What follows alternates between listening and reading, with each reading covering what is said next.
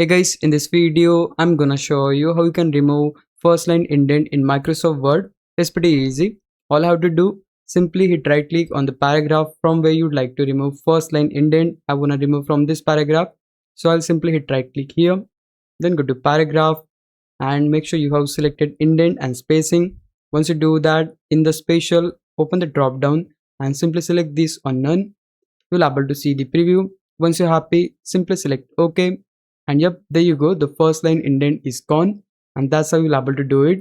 You can do the same for multiple paragraph. Like you just have to select all of your paragraphs from where you'd like to remove first line indent. Hit right click, go to paragraph. Make sure you have selected indent and spacing. And again, in the spatial drop down, we need to select this on none. You will see the preview. Once you're happy, select OK. And the first line indent will be removed from your paragraphs. It is that easy. Hope this video helped you out. If it did, please leave a like and subscribe my channel. Thanks for watching.